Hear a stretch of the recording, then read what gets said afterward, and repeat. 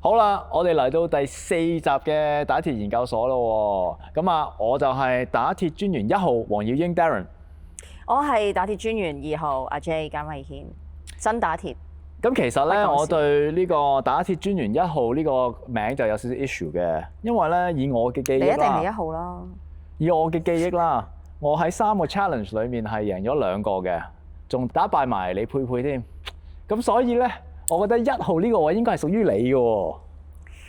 睇下點，睇埋今集睇下點。係啊，你有機會和波啦。好啦，咁啊，過咗成個禮拜啦，又眨下眼，發生咗好多事喎。係啊。好多人受咗傷，亦都好多人好返，亦都好多人再繼續受傷。係。嗱，咁不如因為係我開聲先啦，不如我哋講下馬刺先啦。第一個當然就係 Wemby 啦。嗯。你有冇睇到佢點跌法啦？有啊。成棵一個轉身，成棵樹咁樣 boom。係啊，西瓜咁大個頭跌咗落個地下度，仲要 boom 兩嘢添。係啦，嗰下我真係戥佢痛嘅。嗰下我真係驚，事關即係冇佢就馬刺爭好遠噶嘛。嗯。咁啊，但係我哋有好嘢喎，我哋個 Harper 同阿 Castle 打出呢個歷史性嘅應該係 Game 3，如果我冇記錯嘅話，我哋竟然係贏咗，然後 Wemby 再翻嚟之後咧，我哋再完成咗咧歷史上第2次 second biggest margin comeback。我哋係輸緊10幾分，然後贏翻人哋10幾分嘅。嗯。所以我覺得認為啦，呢次咁嘅比賽啦，已經證明咗俾我睇，佢哋係 OKC ready。佢哋 ready 㗎啦，佢哋係真係 ready 可以爭冠軍㗎啦。嗯，咁都唔算係竟然嘅，其實成個 regular seasons 都有一段時間啊 Wemby 冇打。係。咁其實馬刺都一路 keep 住佢嘅用進攻體系同埋即係一個好嘅分工或者一個好嘅執行力去維持住個得勝率嘅，所以都不嬲都覺得馬刺係即係西岸對決嘅一個選擇嚟㗎啦。係嘅，但係真係 top 同埋 top 都有分另外一個 level 㗎嘛。喂 anyway， 我哋 move on 啦。咁另外一個傷兵，呢個心痛啦 ，Anthony Edwards。嗯，好睇都唔係好夠膽睇啊！係啊！哇，嗰嘢反出嚟都有久唔久都見到呢啲畫面咧，我直情知道佢差唔多係點傷，我都飛咗，唔想睇。係，我通常都唔睇呢啲嘅，即係嗰啲骨折啊嗰啲咧，我好驚。記唔記得有一年 D-Wade 咧，佢咪又係嗰個同阿 Rondo 咧嗰個，哇！好多，跟住阿 Paul George 嗰個你敢唔敢睇啊？係啦，嗰個又係。嗰個太變態啦，嗰個，唔好講呢啲太血肉模糊。Anyway， 嗱，除咗佢之外，木狼咧其實而家好多傷兵嘅，仲有阿 Dante DiVincenzo 咧都係傷咗嘅。係。咁，但係佢哋贏緊3-1，咁但係今朝追翻3-2啦。你認為佢哋仲有冇勝算啊？冇咯。哇！竟然啊！冇咯。點解咁講啊？跟住3-2，跟住嗰場邊個係主場啊？應該係Denver。翻返去佢哋2場，然後最後一場翻返去木狼㗎嘛，通常係。係咯。首先嗰個兩個主將如果冇咗嘅話，嗰個戰術嘅變化其實少好多。即係你譬如輪替咧，喺中間第2節可能部分主將要退下。跟住有部分留低喺度，你要帶住梯隊上，呢一個影響實在係太深遠。再加上最後尾嗰球啦，我哋見到呢個木狼嘅球員有少少好似不知天高地厚咁樣啦。McDaniels 喺 Game 4尾。小丑大家都見過小丑嗰種殺人嘅眼神㗎啦，對阿 Booker 又係啦，話對話國人啦嚇，咁啊嗰次都就嚟要使出嗰隻眼神㗎啦，不過可能即係都未去到最嬲啦嚇，可能對方都唔係個眼神，最後尾冇一個好強嘅挑釁，但係佢個行為就極之挑釁㗎啦。咁我諗嚟緊嘅比賽呢個 Nuggets 都會即係比平時更加高嘅一個奮力啊。係，可能佢激嬲咗阿 Jokic 啦，咁佢 Game 5即係今朝早啦，佢都攞咗3雙。係啦。咁啊，同埋睇下究竟阿 AG 有冇機會回歸啦？係喎，AG 都傷咗喎。係啊，如果但係其實佢哋都 OK 啊，冇 AG。第7場咯，睇下，因為佢點都要打第7場啦。如果有機會要，即係你覺得金塊翻嚟嘅？我係咁諗嘅。我仍然覺得木狼會贏，我仍然覺得因為佢哋要1場啫嘛。你求其一個 role player 嗱，上次咧就有Ayo Dosunmu 係啦，嗱佢喺上次係40幾分啦。咁你要另外一個 role player， 你就算打個折扣，佢都可能有10零20分啦。另外一個 role player step up 嚇，Randall step up， 我覺得絕對係有機會。佢哋只係要贏1場啫。同埋我覺得啦，雖然 Jokic 上次就發爛渣啦，因為McDaniels 最後射嗰個波啦，其實我覺得有少少係顯得出咧，Jokic 咧開始 feel 到嗰種壓力啊。即係啲人平時就話佢唔 care 啊，佢唔 care 包括籃球啊，但係去到呢位你係睇出其實佢好 care， 開始我覺得佢開始有啲壓力啦。同埋我唔 buy 咧 McDaniels， 即係我唔 buy 點解佢咁嬲嘅？即係 McDaniels 射嗰球波啦。如果佢係對我最後5秒佢都要射嗰球嘅，咁你咪射，咁我輸咗就輸咗㗎啦。咁呢啲 NBA 嘅文化嚟嘅啫。唔係，但係如果你比賽啦，有人咁樣做，你會覺得點咯？如果呢個係一個不成文嘅規定，而你刻意去冒犯佢嘅話，咁就同一個唔係嗰2分嘅問題咯，係你刻意做呢件事嘅問題咯。即係好似譬如Kyrie 佢喺個木地板度捽一下，其實有咩問題啫？個問題係個地下有個 logo 喺度嘛，其實係個 symbolic 嘅意義嚟嘅，我覺得。即係佢睇你唔起，你覺得我咁樣冒犯你，我偏要做話咁。所以我覺得嗰個不滿其實係唔係喺個勝負嗰度咯，係咁即係大家個尊嚴啊放喺邊度咁。所以我同你希望有多幾場睇下啦。我同你就唔同呢個地方，我覺得冇乜，我唔係好 care。即係我覺得如果你唔想輸啊，或者唔想人哋串你嘅，咁你咪冇輸咯。即係我覺得即係 at the end of the day 分數就係最重要。好，不過 anyway 睇下啦。我幾中意呢個 series， 因為咧夠火藥味。佢哋應該會去 Game 7嘅，佢下一場係會去翻 Minnesota。係下一場翻去 Minnesota。Game 7就係 Denver。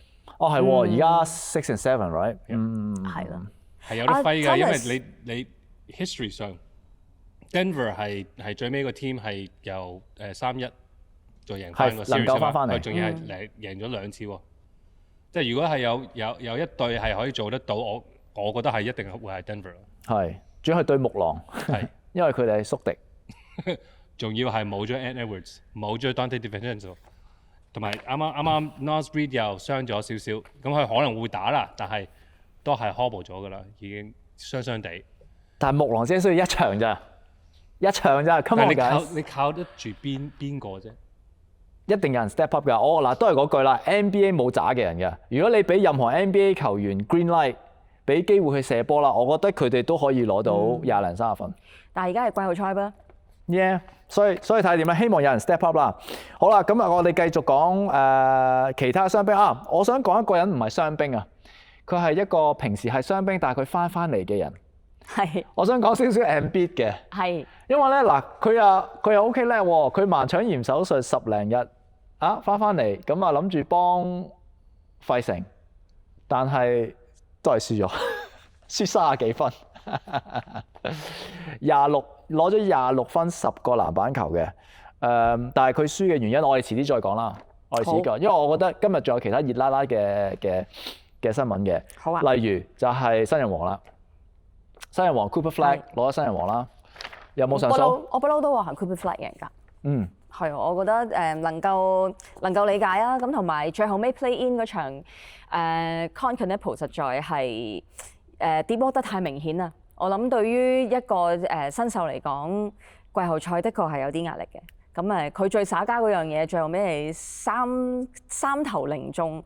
我諗大家球迷心裏邊都自有一個分曉啦嚇。不論嗰個評分嘅機制係發生喺 play in 之前定之後，我諗球迷都會自有佢嘅選擇啦。咁我就維持住我嘅選擇，而即係僥倖地咁就都係Cooper Flag 得到呢個獎項啦。同埋我覺得我哋都要真係實際啲啦，即係某程度上呢個獎都係一個popularity contest 啦，都好睇你嘅外形啊，睇你係咩隊啊，即係因為我覺得啦，新人王啦，如果你係一個新人，你係一個好渣嘅隊裡面，而你有好多機會起手，即係頭先我講嗰樣嘢啦，你有綠燈，你隨時起手起幾多次都得嘅，我覺得你贏新人王嘅機會率係大好多啊，因為即係例如 Cooper Flag 咁樣啦，我唔係踩佢啦，我唔係話佢唔應得啦，但係其實佢數據係咁靚啦，但係佢效率係好低嘅。佢三分波唔準嘅，佢三分波係29.5%。係。4.5個助攻 ，it's OK， 但係佢2.3個 turnover 喎 ，average 一場。咁其實佢實際嘅助攻每一場只係2個左右嘅啫喎。咁即係代表其實即係雖然佢19歲靚仔啦，佢 so far 嘅判斷力啊，或者佢呢一 part 嘅籃球仲未成熟咯。只係佢肯衝肯撞，佢當然有 talent 啦。佢防守係真係幾好嘅。係咁，我覺得呢個係身體質素啦。呢個身體質素 ，he's a long guy，he's a long guy。Yeah，but again，佢係想防守咯。佢入嚟嗰陣時，即係佢入 NBA 嗰陣時，佢都話佢防守，即係好多人都話佢防守會行先嘅。咁但係冇人係知道佢進攻係會咁勁咯。係嗱，但係咧進攻嘅話勁啦，我都想即係唔好介意我好似踩佢咁樣啦。但係其實咧，佢某程度上係對弱隊嘅時候係勁好多嘅喎。即係例如佢嗰個50分，佢係對魔術攞噶嘛。如果我冇記錯嘅話，同埋但係佢對可能勁少少嘅木狼啊嗰啲啦，其實佢就真係得㗎咯喎。咁但係始終佢係新人啦。咁新人裡面佢係最強嗰個，咁呢個無可厚非啦。咁有幾個角度睇嘅。如果真係你係隊中嘅單天保至尊嘅話，咁對方所有防守都係按你身上咯。即係其實兩睇。咁或者調翻轉講，佢嘅對手 Con Knuckles 喺黃蜂隊，亦都會得到較多嘅機會，因為佢可能有其他嘅隊友會俾人吸引咗做嗰個防守嘅目標，咁佢有多啲空間射，都可以咁樣去處理㗎。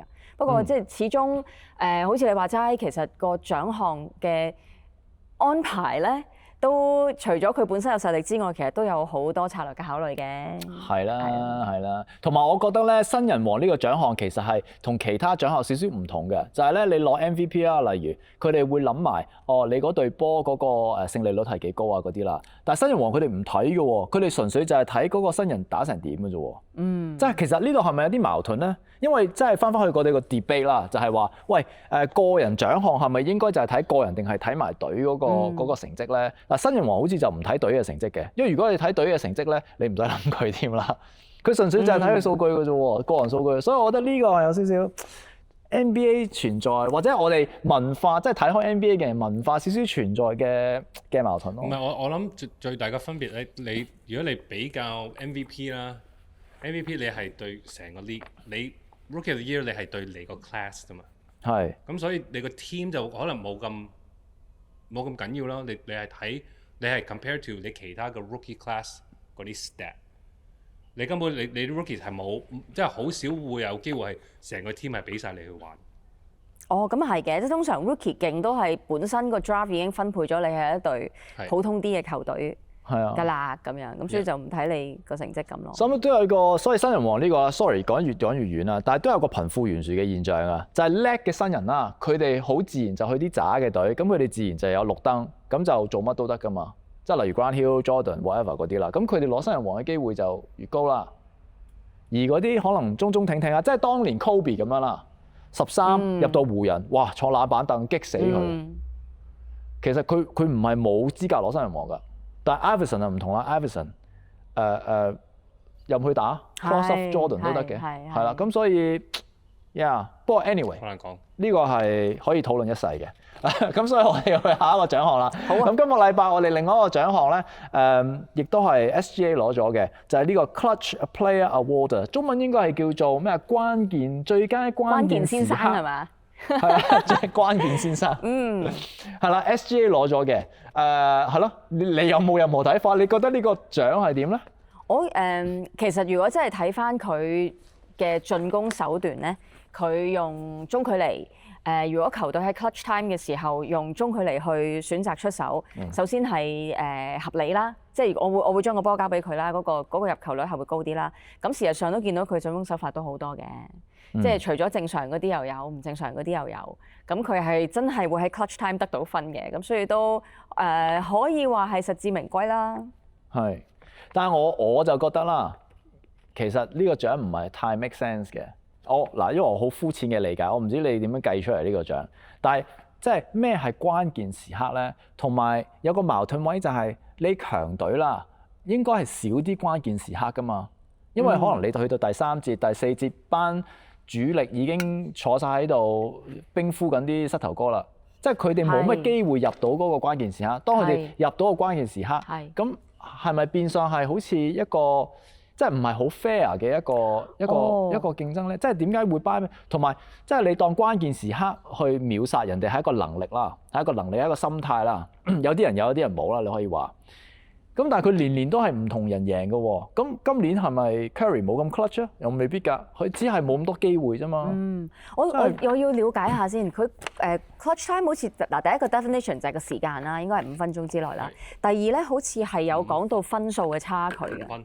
5分之內嘅差距，即係你最後尾嗰5分鐘第4節係贏 or lose 㗎啦嘅情況。咁如果佢喺呢個基礎之下去比較咧，都問題就係個 base 多唔多咯。即係如果話OKC 大部分時間都係贏到開晒汗㗎啦，咁樣咁就睇下究竟有幾多場咯。係啊。咁but 如果我哋真係以佢呢個 definition 去睇咧，聯盟裏邊。大家睇 NBA 啊，即係睇highlight，的確佢去把握一個關鍵球嘅能力係出色嘅。因為佢一定呃到個罰球翻嚟。I get it，I get it。嗱，咁我哋借呢個機會都講下 OKC 對Phoenix 啦。哦，係咯。今朝完咗咯。冇乜啦，如無意外咯。係咯，其實都毫無懸念啦，我覺得呢場波。係。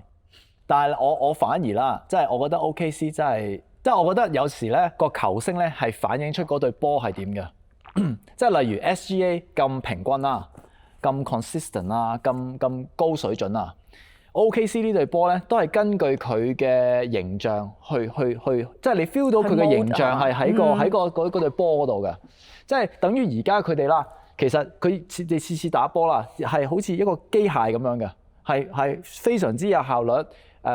非常之 unstoppable， 4-0完咗冇 drama 嘅，打完走人咁樣就係咁嘅啫。所以佢哋真係冇乜嘢好講，真係太勁啦。有 drama，Devin Booker 嘛。係啦，但係反而就係 Devin Booker 就係個 drama 啦。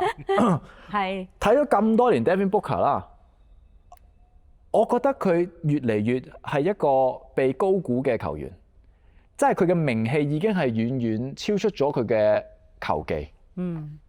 因為好簡單，如果你要 statistics 啊，佢上10場嘅季後賽咧都係輸嘅。佢其實 Booker 真係要去打 Orlando Magic， 因為咧佢真係識魔術，佢次次第4節都係消失嘅。Example 我寫低咗嘅 example， 22年 Game 7對獨行俠啦，佢對 Luka 嗰次啦，唔使講啦。上次做 Luka 講咁多嘢，然後 Luka 認真嘅時候輸咗啦。23年對金塊 Game 6。關鍵得12分，然後今次26年啦 ，Game 4對 OKC 啦，上半場佢 turnover 仲多過分數好似，然後最後都係嗰10零分啫嘛 ，Booker 好似今日都係，係咁似有幾年嘅 Harden 咁嘅，係啦，所以我覺得即係佢呢啲球員啦，即係靚仔啊，射波姿勢靚啊，個女朋友可能又好靚啊，啲衫又好靚啊，波鞋又好靚啊，好多款唔同波鞋啊，即係佢係一個明星啊，但係你話佢。即係球技係咪真係去到一個佢講到自己或者人哋覺得佢咁犀利咧？我覺得完全唔係啦，just it's overrated。如果係呢一類型嘅獨挑大旗嘅球星喺季後賽可能最後尾打唔進咧，頭先啱啱都提到，我有一個即係印象好深刻嘅球員就係 James Harden 啦。咁我會發覺呢一類球員咧，其實佢往往都係球技。或者喺 regular seasons 裏邊咧，你睇到佢可以攞好多分，但係去到壓力嘅賽事係差少少。咁但係我有時諗未必，當然佢本身得分嗰個係一個問題啦，因為去到季後賽嘅時候，全部個對抗性都會提升。咁另外一個問題就係呢一類型嘅球員咧，都唔似係嗰種 leadership 好強嘅球員啊。因為喺季後賽必須要全隊波，其實唔單止係 first five， 就係仲要你嘅梯隊球員都要有表現先得，此消彼長嘅啫。即係當隔離嗰隊係打第二梯隊嘅時候係贏你嘅話，咁嗰度啲分差就喺嗰度會有即係會有個反差喺度啦。咁所以我諗除咗係佢嘅球技所謂 overrated 咧，同一個球員嘅性格，我覺得都有關係。咁你係一個好 leadership。咁你同唔同意我講話？你覺唔覺得佢 overrated 啊？唔好你覺唔覺得 overrated？ 佢其實真係佢有被超巨過咩？佢好似唔係真係好超巨啫喎，即係如果喺 overall 個 ranking 嚟講，我對佢最大嘅印象就係喺Olympics 嘅時候傳咗球波俾即係做二佬咯。我覺得佢俾我最強嘅感覺就係佢喺 Phoenix 當然係一哥啦。咁但係 Phoenix 喺佢在位嘅呢幾年裏邊都唔係一個即係去到 rank number one 嘅常客。即係佢喺成個 NBA 嚟講，淨係以球星去計，佢都未真係好超巨啫。係嘅，佢唔係最 top 嗰5%啦。係啦，係咪有 over？ 即係好似可能仲衰過你就咁問佢係咪 overrated？ 佢好似從來都冇 being rank as 超巨。就算佢而家未去到超巨嘅 level 啦，即係可能佢 social media 出名啲啊，又或者可能因為佢好後生嘅時候啱入嚟冇耐，佢有個70分啊嘛，咁就打佢上去加勒個名堂嗰度啦。咁我覺得就算佢而家呢個 reputation 啦，你睇翻佢實際交嘅功課咧，都係係咯，冇成績説明一切。係啦 ，exactly。今年佢係喺 NBA 係排第9嘅 in scoring。係。有26分嘅，同埋佢今年3月咧became the third youngest shooting guard to reach 18,000 career points, behind Michael Jordan and Kobe Bryant。係嘅，但係齋射分啫喎。而家講緊 Michael Jordan 同 Kobe Bryant，佢哋其實係會防守噶嘛。Devin Booker 係冇呢樣嘢嘅。哇 ，he's not known for it 啦，係咯，佢唔係出名呢樣嘢啦，係啊。咁所以我就覺得係啊，佢好似好多嘢都有去份，好多名堂嘅嘢都有去份，但係佢實際係咪真係贏到咧？同埋我都 feel for 佢嘅，因為講真，佢喺太陽咧嚟緊呢幾年都應該贏唔到噶啦，應該冇乜嘢贏噶啦。係啊。所以佢可能都要諗，即係佢係要 respect 啊，即係留喺一個贏唔到嘅地方，但係受到球迷嘅尊重啊，定係佢好似都係 Kobe 嘅 fans 嚟嘅喎。係啊，所以佢應該 Kobe 係佢個 fan 添。之前有講過話好似係話 Devin Booker 都有個 Mamba mentality 嘅。係。所以我就覺得好諷刺嘅，真係齋 up 啫嘛。我唔知你記唔記得咧？幾年前啦，有人影到 Devin Booker 咧打summertime 練 pick up 嘅時候咧，佢叫人哋唔準 double team。講唔準 double 啊，因為我要 work on 我啲 one on one 啊嗰啲咁嘅，唔準 double，唔準 double。然後 Kobe 佢哋之後慢慢 Kobe 嘅反應係 double， 你 send 3個嚟我都唔 care 啊。即係呢個咪係 Mamba mentality 咯，但係佢即係我覺得，如果你真係有所謂嘅 Mamba mentality 啦，喺呢啲重要嘅時刻啦，你唔會 back down。即係如果我知，唔會 complain 先啦，唔會 complain 球證先啦。係啦 ，Kobe 嗰啲係會我唔 care 啊 ，OK，final game last shot whatever， 我就算射30球、40球，我都要係我控制個局面。係贏又好，輸又好，都係我手裏面。但係我睇唔到呢樣嘢，從來都唔會喺呢個 moment 去質疑外在嘅因素嘅。口講就好多啦，Mamba mentality，但係所以咁講 Devin Booker， 我又想掂一掂咧 Lou Dort。係，因為佢你唔掂佢，佢都會掂你㗎啦。只要你射波，接得好好啊，都唔單止㗎，你 set 個單檔佢都掂你㗎。係咯，係啦，佢係 cat kick Booker。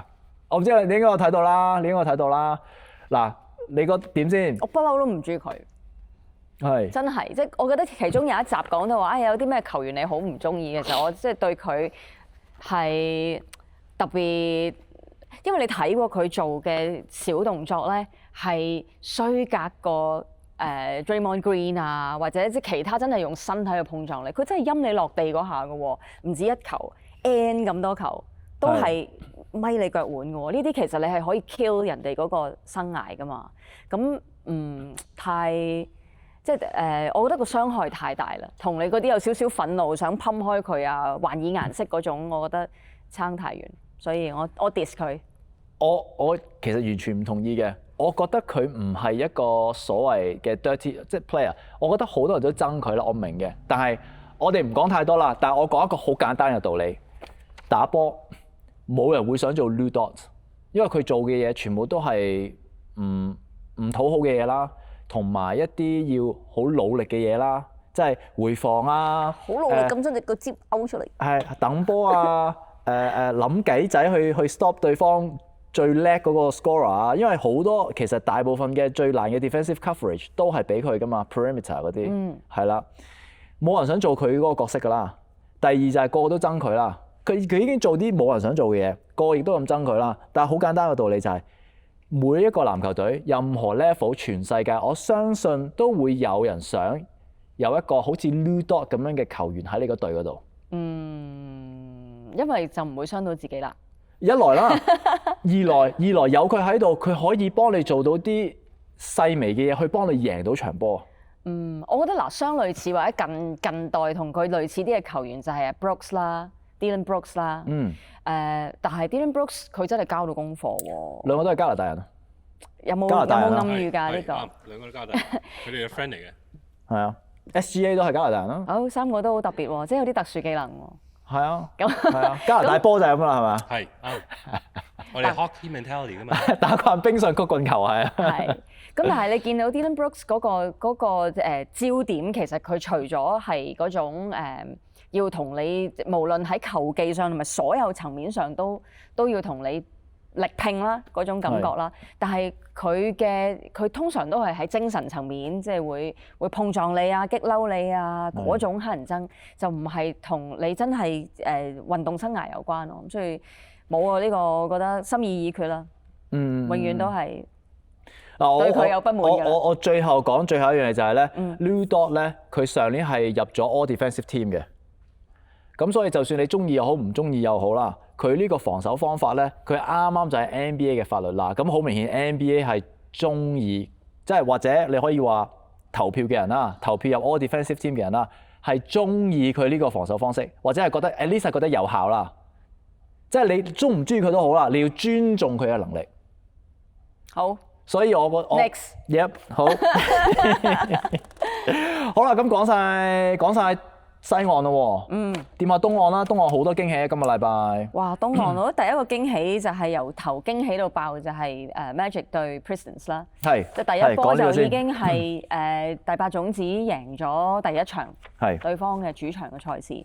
咁而家一路打到係最後咩點啊？2-1定3-1啊？3-1啦。Orlando 今朝贏咗3-1啊嘛。係啊。好難搞，真係好難搞。你有冇睇過球入樽啊？Jamal Cain。我都想再睇多次，咁大家可能可以喺畫面度見到。喂，呢個真係全個 playoff 最靚嘅入樽啊！一嘢嘭落去 Durant 喎，嗰個係炸爆咗佢。係啊，仲要我好中意呢啲係好自然㗎，唔係嗰啲即係咧啲人成日而家咧即係入樽之後又話oh yeah dunk on you，即係其實有好多我覺得唔係嘅，但係呢下次係真係大家想佢入完之後，仲要嗰個人咧係不為意咁樣係褪完後仲要跌低咧，成件事係好完美啊！我覺得係。我諗佢都冇諗到自己跳到咁高。有時我唔知你有冇經歷過，有啲 moment 係咁噶。你有下抽起嘅時候覺得好 smooth 咧，個人會飄咗，跟住你會覺得嗰個 moment 好慢，然後你就咦點解升極都未跌嘅咁？咁當然喺我自己嘅經歷裏面，嗰條片其實都係離開個地下幾 cm 嘅啫。但係嗰個狀態咧係你會覺得比平時嗰個滑翔時間多咗啊，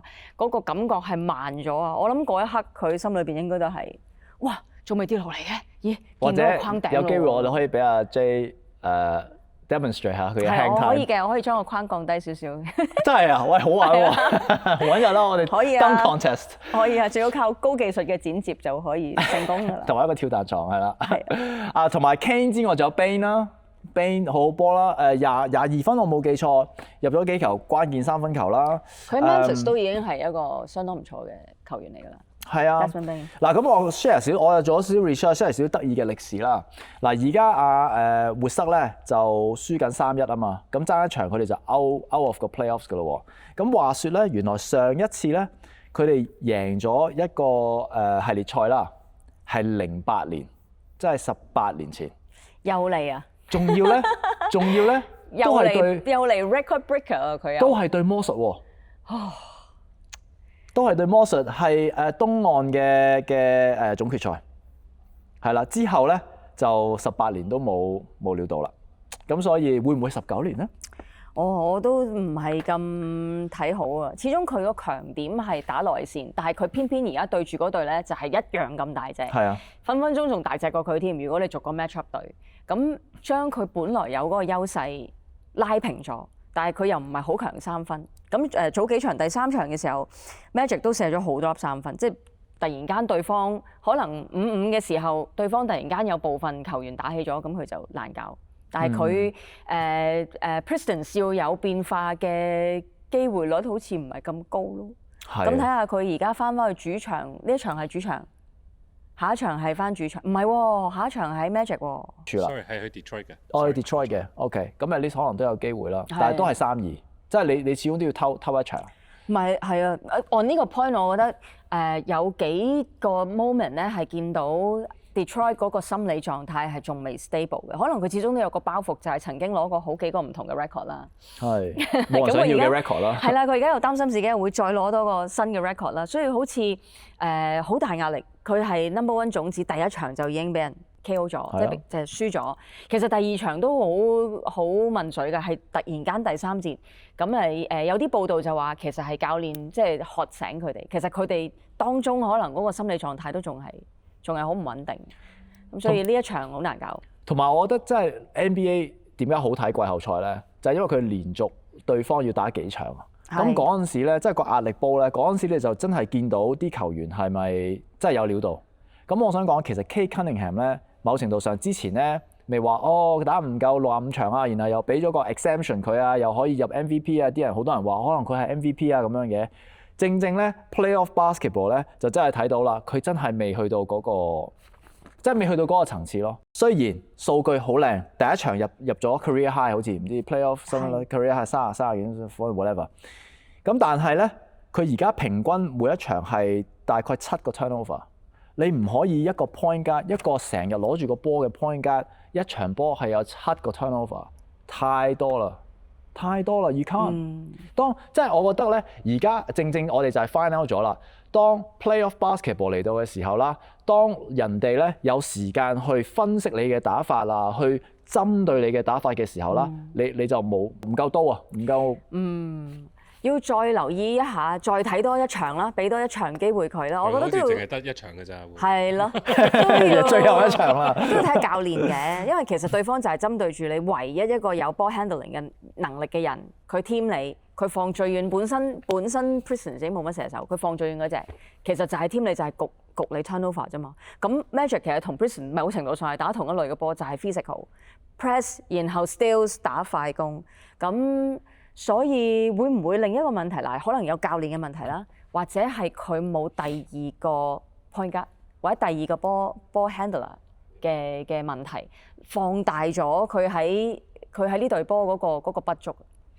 嗱 ，that's my point。因為咧，你如果要係做 MVP level 嘅球員啦，你唔可以話有冇另外一個 point guard 可以幫手啊 ？No，Magic Johnson never said that，Chris Paul never say that。You know， 你要揾個方法去解決個問題㗎嘛。你唔可以話係啊，因為我對波唔夠咁啊，所以我有7個 turnover。No，即係我覺得你冇辦法就冇辦法。你某程度上係一個好嘅經驗啦，對佢嚟講，佢俾人 expose 咗。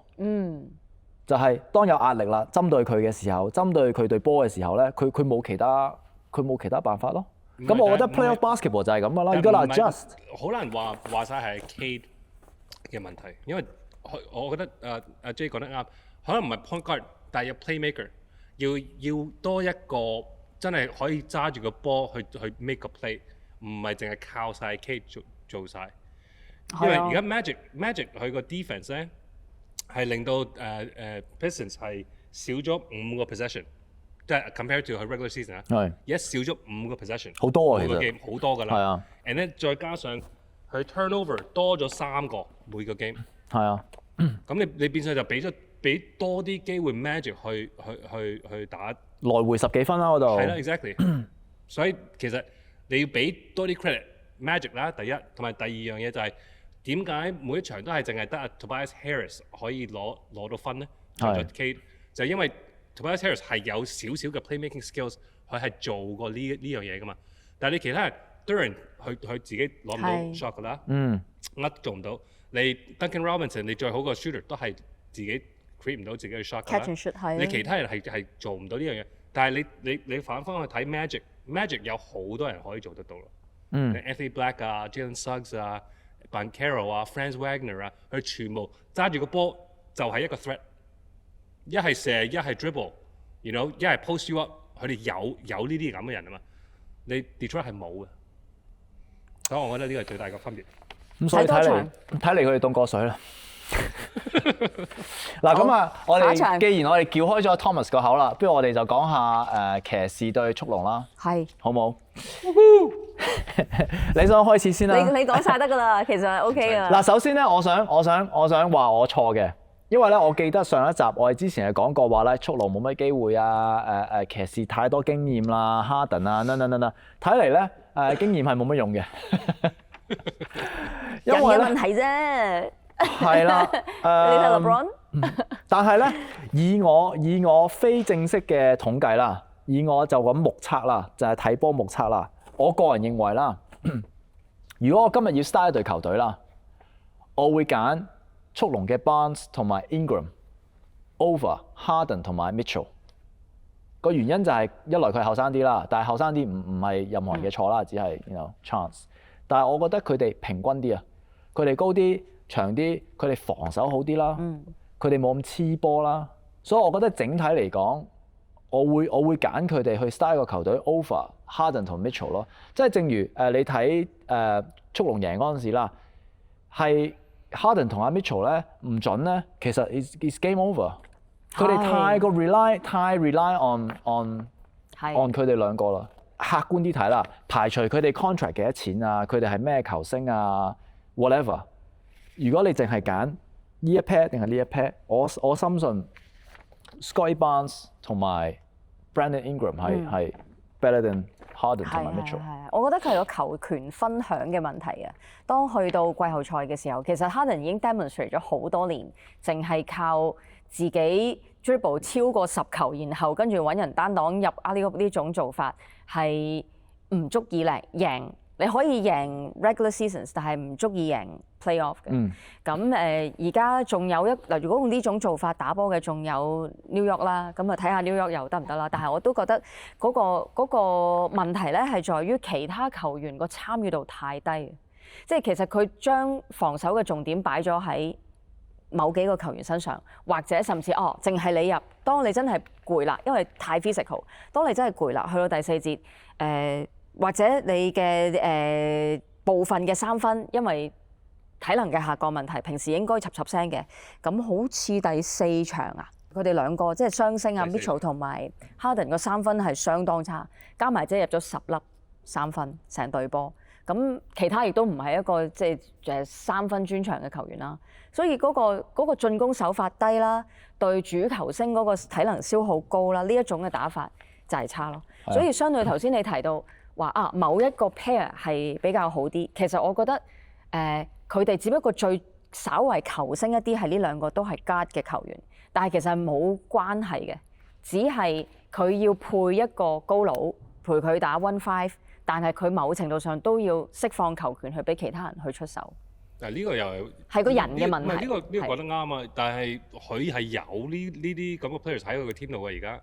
你 Jarrett Allen 同Evan Mobley 都係類似嗰類。係啦，但係 Adian 佢係咪有俾佢？係啦，係啦。其實佢哋一用 Evan Mobley 咧，佢哋嘅勝算係大啲嘅。Yeah. 如果佢哋俾 Evan Mobley 多啲 touches 咧，因為我記得頭嗰唔知1場啊，定係第一場？係啊，第一場。因為我記得上一集我仲話，原來有3隻老虎喺度。Yeah. 如果佢哋可以場場都3隻老虎出晒，其實就好難贏嘅。正如 New York 如果可以俾多啲波 OG 店應該都。呢個再講，我有好 strong 嘅 opinion 呢個再講，東岸我哋陣間再講。係啊，我亦都想講。你有冇嘢想分享？嚟你都重點。一集嘅 airtime。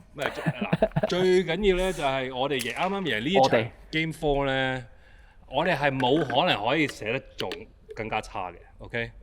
我哋射3分13.3%，係一個 team。係非常之差嘅。係，同我有得揮啊！如果我哋可以即係唔好淨係話 Brandon Ingram 啦，我哋一個 team 射多少少，射好少少，我覺得我哋就一定可以 push 到 Game 7。係，一定。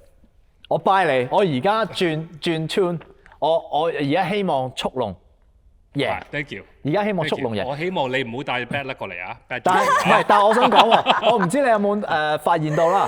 呢一個 series 咧係好正統嘅喎，主場嗰陣就贏嘅咯喎。咁所以 first one to win on the road。所以係啊 ，whoever 偷一場，我覺得就係應該係，我都覺得。所以呢一個我好期待呢一個。我都講咗 Harden 一定會令大家失望嘅，同埋一定會有 turnover 俾我哋。咁不如我哋傾下 Harden，你覺得出年會去打邊隊啊？係啊，揾佢啦，有 KD team up 啦，係啊。Anyway， 再講好啦，嚟到最後一隊啦，係 Boston 對費城啦 ，Boston and Philly。咁頭先講咗啦 ，Embiid 好叻仔啦，盲搶完10零日之後就打翻啦。但係我發現咧，佢好似因為可能真係太耐冇打波啦，佢好似好 fit 啦，但係下半場咧開始真係唔掂啦。咁都係嘅，大佬，一季後賽喎，你啱啱今場第一場翻嚟，同埋你對嗰隊係 Celtics 喎。係啊，26分10個籃板球，但係都輸32分啊！嗱咁嚇，因為佢攞晒啲 shot。係啦，嗱我啱想講啦，我覺得咧個問題係咧，啲人要就翻去打。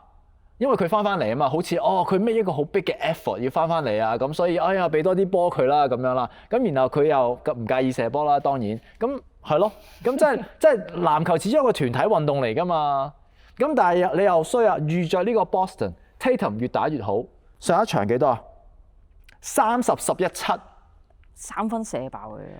Pritchard off the bench 最高分32分，6個3分波，所以。講真，如果我係76人啦，我會真係收埋 Embiid，我會同佢講輸緊3-1啦。你而家又未係最 fit，佢好似我今日上網睇，好似佢6個季後賽啦，有5個咧佢都係有傷在身去打波嘅。而佢真係玻璃人嚟㗎。然後佢唔知22年、23年開始咧，佢冇一年係打過超過40場波㗎。所以我想講呢條友咧出雙糧啊！每一次打波佢都係出2次糧㗎，佢譬如個打82場，佢打40場都係收咁多錢。但係 anyway 個 point 就係，如果我係 Philadelphia， 我會話 Embiid， 我 understand 你想打波，但係不如咁啦，唔好因小失大，坐低養好傷，出年再嚟過。因為講真，我睇唔到有任何 scenario 佢哋係會翻嚟贏翻波士頓。我覺得嗰個風格上兩家係Celtics 係克住有 Embiid 嘅 76ers 嘅。佢而家打5 out 喎，你俾一個全聯盟某程度上步伐真係頭幾個萬嘅中鋒，你去對一隊打5 out 嘅球隊嘅，真係你冇辦法守到咁多個 shots。唔係 Celtics 係咁多個能夠持球嘅球員。即係話每一個，譬如我吸引上嚟，可能帶一步再分，其實係專係克死啲內線比較慢嘅球員。所以冇啊，3分射爆佢。係，其實 matchup 咧 ，playoff 啦，我想講 matchup 都好重要。即係正如你頭先講 Boston 對76人啦，又或者 Orlando 對 Detroit， 或者其實個 matchup 都好重要。或者 Wolves 對呢個 Nuggets 咯。係啊，Gobert 對即係個種子嘅 number 係一件事啦，但係如果你個對家啱啱食正你嘅弱點咧，其實你好難過到去4場咯。係啊，所以呢個就係 playoff basketball 得意之處啦。咁我哋其實 pretty much 就高呼晒今個禮拜嘅 headline 㗎咯喎，除咗我哋就係最中意睇嘅湖人啦。梗係唔係咯，最憎就係湖人，同埋紐約人嘅。咁但係我哋真係講太多啦，俾我哋飲啖水。我哋轉頭再翻嚟細講呢2場。好啦，講下第二啲好嘢先。如果你都想趁季後賽時間 upgrade 下自己嘅穿搭呢，以下嘅優惠要聽清楚啦。Zalora 香港而家做緊限定優惠，佢哋有唔少人氣服裝品牌，好似 Adidas、Under Armour、New Balance、Asics 等等，有啲貨品仲低至1折添。無論你係出街打波定係同朋友鬥波，都係時候嚟個造型大升級。仲有啊，用指定信用卡消費滿指定金額，亦都有額外優惠。心動不如行動，即刻起手撳下面 show notes 嗰條 link， 優惠有限時，唔好等到錯過先嚟後悔啊！好啦，咁我哋翻嚟啦，咁不如我哋細講下湖人對火箭啦。好啊 ，Match of the Week 啊 ，Match of the Week 啦，即係我好憎湖人啦，我亦都唔係太中意 LeBron 啦，但係咧見到阿 LeBron set 個單擋俾阿 Bronny， 然後射係啦入波，然後有另外一下咧就係阿 LeBron fast break 落去，見到阿 Bronny 加速就掉上去俾佢，不過 Bronny 可惜就入唔到樽啦，咁就anyway 都兩分啦。都靚嘅個反手，個反樽都靚嘅。我覺得啦，我唔知 Thomas 點睇，因為佢都係一個爸爸啦。但係咧，我就一問佢啦。但係我覺得呢兩個 play 啦，完全係佢人生嘅縮影啊！就係阿爸幫佢入波，阿爸俾個助攻佢入波。英文呢啲叫 nepotism， 即係咧，即係未必係靠你自己實力，但係因為你家庭關係，令到你可以去到一個靠自己實力去唔到嘅位置，係啦。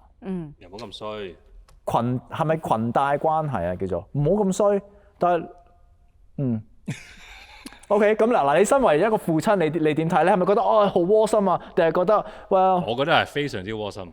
哦，但係我亦都覺得 Bronny 係唔應該喺 NBA 度嘅。Exactly。但係佢去到呢個位，俾到呢個機會佢，你有呢個 moment 係真係好正咯。即係身為一個父親 ，Yeah，of course，你點會唔想有呢樣嘢咧？你明唔明啊？即係你做得到嘅，你有個 power 可以 set up 呢件事嘅 ，why not？ 係 ，right？I don't agree， 我唔同意嘅。係。但係 again，佢有呢個 power，Lakers 又肯聽佢講喎。咁你又要諗下阿 Bronny 個諗法喎嗱，雖然 Bronny 一路都係有好，我覺得好欣賞佢點樣去 handle 外界嘅睇法，或者佢對佢自己嘅睇法。咁但係呢個 concept 係可能可以 specially 用喺 Bronny 嗰度，因為佢本身係有呢個理性啦。咁但係正一般嘅人嚟講啊，如果老豆好想 push 你去做某一件事，而全世界都覺得你未 ready， 其實對嗰個小朋友啊，即係或者對呢個young man 啦，都係一個幾大嘅壓力嚟嘅。係，絕對係。That's why 其實好多頂級球星嘅小朋友啦，都打唔到入 NBA 嘅分分鐘。即係例如D-Wade 個仔啦，阿 Shaq 個仔啦，不過佢好似心臟有問題啦。Jordan 嗰兩個仔啦，唔使啦，嗰啲即係真係牛龜腳都唔使好大。係啊，其實你好難嘅，你點樣可以超越到你爸爸啦？個人認為啦，其實我幾中意 Bronny 呢個後生仔嘅。我其實 respect LeBron，不如我哋 respect 阿 Bronny。佢絕封口直情，你任何人講佢都唔回應，佢就係默默喺球場上做。我亦都覺得佢個打法係以佢自己個 pace 嚟講，真係越嚟越有進步嘅。哦，係啊，我都覺得佢越嚟越有進步，但係無可奈何。佢係咪要喺 NBA 咧？無可奈何啦，真係啦 ，NBA 真係，即係 NBA 係冇渣嘅人嘅，即係你一定要有身形、有射術、有晒好多嘢，你都未必會喺 NBA 成功。但係 NBA 真係冇渣嘅人嘅，即係 Bronny， 我相信如果佢而家落到嚟啦，可以打殘晒可能全香港top 1所有 percent 嘅人，但係係咪屬於 NBA 又係另外一回事咯。即係真係另外一個 level 嚟嘅，真係。不過我係欣賞，因為我覺得阿 Bronny 睇嚟似係一個正常嘅後生仔啦，同埋都幾 hardworking 啦，又冇乜好壞嘅態度啊嗰啲咁嘅嘢，同埋佢都 seem to enjoy 佢嘅籃球啦。係咯，咁所以我都 wish him all the best 嘅。咁但係無可奈何就係啦，爸爸實在太 powerful 啦。係啊，除咗你見嗰幾球，佢好努力去幫個仔製造機會咧。佢第 Game 3啊，阿 Bronny 係第2節就入嚟啦。即係喺呢個 moment，季後賽係咪真係值得咁樣試咧？其實你要俾佢有經驗嘅話，係咪呢個 moment 就俾佢落場？咁所以你頭先講嗰個即係父子之間或者權力嗰個關係，我都覺得即係的確係有跡可尋嘅。係，即係我覺得 LeBron 係你老豆啦，係一個禮物，亦都係一個咒語咯，一個壓力啦，係一個壓力咯，係咯。好啦，我哋講太多啦，唔需要講太多父子嘅嘢。我哋不如講翻籃球啦。你有冇睇到 Game 4？睇 highlight 啫，你睇 OK， 咁我哋都俾人射爆咗咯，又係3分。我哋都係講，但係我哋 cover 咗1 to 3先啦。係。1 to 3，你有啲咩睇法啦？因為我諗冇人嗱，我哋 1講咗咯喎，係咪啊？1我哋上一集好似大過咯。係啦，因為就係話湖人，我話湖人着咗火 ，that's why 佢哋贏啊嘛。係。我嘅睇法就係湖人用攻勢用智慧去打贏年輕力壯咯。咁實在 LeBron 嗰個威力咧，頭先你講到你係 LeBron 嘅 haters 啦，我就對佢哋比較 neutral，但係從來都冇中意過佢嘅。但係睇完呢一個 series 之後咧，我覺得佢係真係有料嘅。即係坊間有邊一個球員係1至5號位都打到？其實湖人點解喺少咗2個咁主要嘅球員都完勝火箭咧？就係佢個進攻手段實在係太多，同埋嗰個進攻手段嘅每一個類別嘅進攻手段都可以牽涉 LeBron 喺裏邊。佢可以做 key ball 啦，然後人哋 team 佢係完美地解拆啦。呢一種狀態係其實係 Luka 嚟嘅。褪後一步，然後跳起粒過去，係佢嘅身形同嘅視野、天賦做得到，同埋佢嘅籃球智慧配合做得到。好啦，跟住可能打catch and shoot， 可能打接球射波，佢亦都有 long two。近呢幾年已經開發埋3分。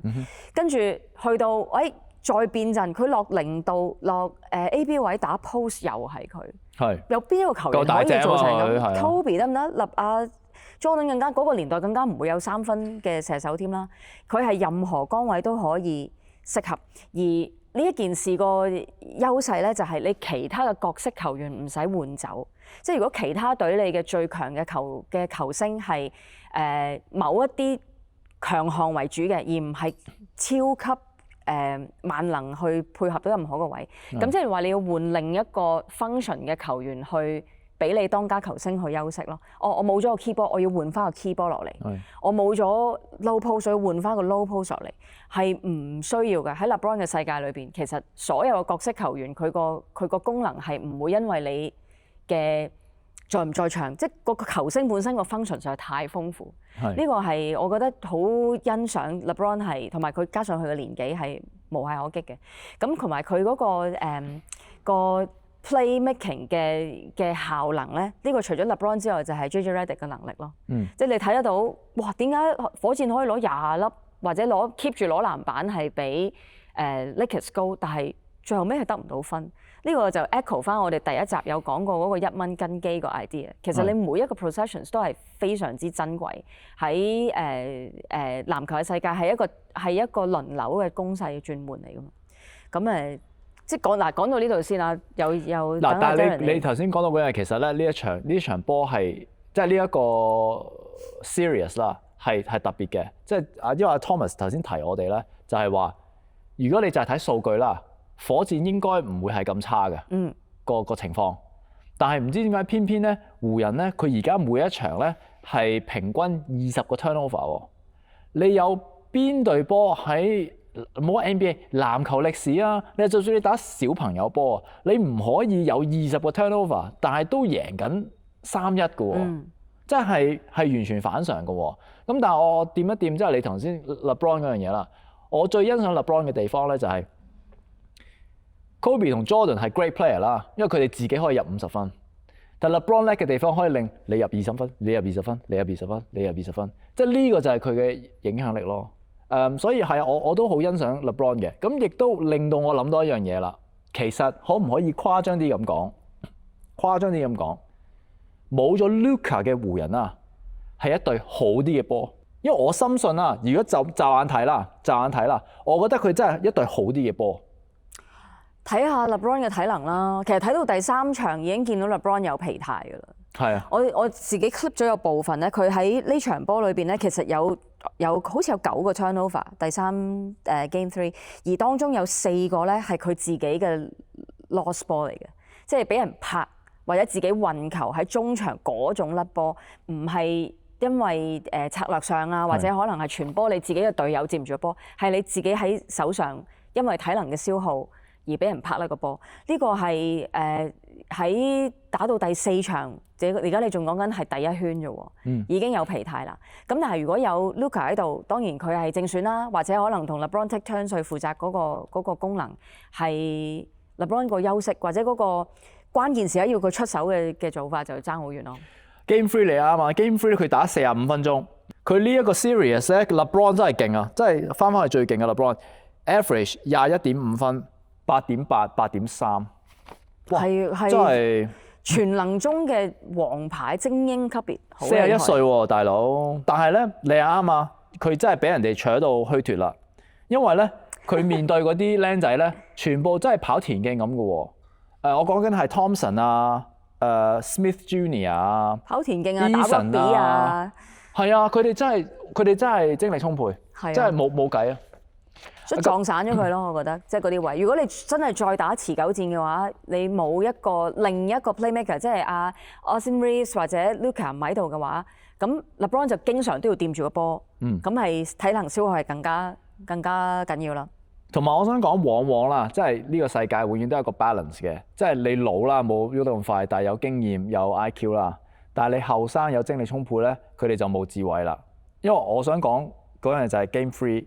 最後嗰30秒係咯，30秒左右啦，完全係好似我覺得我唔係睇緊 NBA 咯，我覺得我係睇緊好似嗰啲學界咧，你未見到啲僆仔學界咧，未好有你見到係好想贏，好有衝勁，但係佢哋好似見咗粒波咧，就好似迷咗咁樣咧，好似變咗隻狗咁樣流晒口水啊咁樣，就唔知點好啊咁樣就係解圍就解圍啦，我又俾咗個波人哋，搶翻個波，然後搶翻個波，又俾翻人哋啦，正就係咁樣，但係你唔會 expect 一個專業 NBA 球隊打到咁嘅喎。我諗佢嗰刻真係實在個勝利太近啦，而嗰件事又個分數又好接近，即係就係經驗嘅問題咯。然後你睇下 LeBron 同 Marcus Smart， 哇鬥一鬥個波俾翻你，再俾翻我射一球3分，佢爭啲就 buzzer beater 添啦。係好有耐性。係啊，即係。同埋我知道你又唔係好中意個教練之後個反應啦。係啊，你點睇咧？我覺得既然對方係即係你自己手執嗰隊波係年輕球隊咧，當對方即係當球員已經去到一個大家都知係自己嘅犯錯啦、崩潰啦，一個本來已經喺手上面嘅勝仗就跌咗落地啦，掉失咗啦。其實喺公開嘅場合再直接咁指出呢個係太過緊張啦，或者係經驗不足呢啲問題，佢話佢係驚啊 ，scare of the moment 啊。我覺得對球隊冇好處咯。即係如果大家講緊你係專業，你係有經驗，其實就更加唔應該喺呢個 moment 做呢啲事咯。所以呢個亦都反映出我同阿 J 唔同嘅地方啦，因為我覺得完全冇問題嘅，我覺得鬧得幾好啊！啲記者問佢一個問題，佢直接咁答佢，我覺得大家都係大人。你做唔到就做唔到，大家即係做唔到，咁咪下次做好啲咯。咁我覺得冇問題嘅，即係尤其是一班咁好勝嘅後生仔啦。即係某程度，我覺得係少少 kind of 激發佢哋，俾多少少壓力佢嘅。即係而家全世界都知啦，全世界都睇到啦。咁你點樣 respond 咧？咁我覺得佢哋亦都 respond 到，因為佢哋第4場係贏咗嘅。咁但係我哋去第4場之前，我亦都想同你傾一傾咧 KD 翻嚟嘅。佢係第2場翻嚟啊嘛，係咪啊？好似入咗26分，23分，6個 rebound， 4個 assist， 但係有9個 turnover。係啦，而其中一個原因，我認為啦，點解咁多 turnover 咧？就係因為 KD 帶太多波。係。佢唔係一個咁樣嘅球員。係咯，佢唔係咁嘅球員。我唔知點解佢哋要去做波。因為佢哋冇 point guard 㗎嘛。係，但係都唔會俾 KD 啦。Shepard OK 啊。係咯 ，Shepard 咯。但係就係因為 Shepard 佢唔係真係一個 point guard，佢先係 turnover 嗰個波啊嘛。你最尾個30係 Shepard 佢唔識得 protect 個波，佢自己都講係佢有錯嘅，唔係話 blame 曬佢啊。但係嗰個 key turnover 就係因為佢唔識得個 protect 個波。係。你知道你 pass 咗 LeBron 佢係會鬥你㗎嘛？係。但係佢係完全冇理過咯。係啊，啲2號位啦，我諗。呢啲係 experience 咯，就係。但係我覺得一個簡單嘅道理啦，就係當佢哋擺翻粒球星落去，就好似 Embiid 咁樣啊，就變咗好似成隊波要就翻俾佢打，就變咗好似係唔係5個人一齊打緊波，係4個人睇住1個人打波。咁然後阿 KD 啊俾人 double 啦，一定俾人 double 噶啦。咁講真啦，KD 就不嬲都唔係話太叻對 double team 呢樣嘢。因為同埋佢都好彩啦，佢去好多隊咧都講真，佢喺 OKC 有 Harden 有Russell Westbrook， 咁其他人都要分擔少少嘅 spotlight。去到金州唔使講啦，然後去到 Brooklyn Brooklyn 佢又係揾翻自己啲 friend 同埋Kyrie， 即係佢永遠去啲隊佢都唔會係真係好似Kobe 啊、Jordan 啊，係啊，要晚晚都面對得係啦，你形容得好。咁所以我覺得佢呢一方面係比較弱嘅。係啊，其實佢如果個吸引力咁高咧，即係大家都覺得佢係球星或者個去到playoff 嘅波就係佢做㗎啦。會唔會有機會即係 for the next game 啊？會唔會有機會就係佢不如企喺 weak side 咧，試下做下啲 catch and shoot 嘅嘢咧？佢嘅吸引力去將防守拉鬆散啲，俾多啲 space 啲後生仔打下擋拆，然後就牛鏟入去，唔得咪 kick 翻出嚟俾佢射咯。嗱，兩樣嘢啦，你呢個意見我有兩個意見啦。一 KD 唔會做到嘅，因為咧佢嘅明星包袱太大啦，你好難叫佢咁樣 kind of 收埋自己啦。我覺得二，我反而覺得不如你收埋 KD 啦。如果我係火箭啊，我會收埋 KD， 可能夏天嘅時候咧揾個藉口揾個方法咧。move on 佢啦，賣咗佢。係啊，真係喎嗱，你睇得出你有班後生仔，咁又唔好咁灰轉啊！喂，唔係啊，因為佢嘅打法真係唔 match 嗰班後生仔啊。但係未完啊嘛，佢係負累咗嗰班後生仔啊！你有係咯，例如你有 Shepherd， 你有Sengun， 係啦，Sengun好波真係。Sengun好波 ，Thompson 都好，我都好欣賞佢。其實你有呢啲後生仔喺度，肯跑、肯跳、肯一齊學，其實 is great。你唔想特登壓粒星落去，然後搞到佢哋又好似要就佢又唔好，唔就佢又唔好咁樣。即係因為大家個 career 個位唔同啊。KD 係要快啲攞指環，班後生仔仲有時間，佢哋仲可以一齊打出名堂。咁呢個係性格嘅問題，即係好似 CP3 咁樣，其實佢不嬲都係最後尾嗰幾年咧，係喺唔同嘅隊裏邊遊走，但係佢每一次落到一隊波，都係令到嗰隊波更加強。Even 好似Jimmy Butler 咁樣，佢都係老將啦，但係佢每一隊波都係有頭嗰幾陣時間咧，係可以激勵到球員。咁我覺得呢個係同 KD 嘅嗰個性格有關嘅，即係好似你話齋嗰個明星包袱啊，或者嗰個巨星嘅包袱啊。但係啊，如果我真係 for 呢個 play 作為一個NBA 嘅花生友，我哋喺場邊睇，如果佢可以做到呢件事，佢將自己嘅牽引力擺翻喺地球嘅另一邊，俾有太陽，即係 I mean 有波 side 嗰邊可以做到一個大啲嘅空間。其實 one on one Houston 打入去，或者兩個簡單擋拆打落去，空間真係大好多嘅喎。佢而家就係因為縮入去啫嘛，佢得 Shepherd 一個射到，但係 Shepherd 連續幾場都有好表現。我相信 Lakers 同埋 JJ Redick 係唔會放過佢。佢嚟緊一定要有翻啲係啦，會有翻啲內線啊或者強攻嘅畫面會出現。咁點樣可以令到嗰個強攻更加有效，唔會翻去第一二場咧？就係你有個超級射手喺遠邊拉空，將個引力拉空翻啲防守者。而 KD 係非常之適合做呢件事。佢其實你同 Thompson 冇乜分別，你淨係擺個人喺度，你已經驚啦。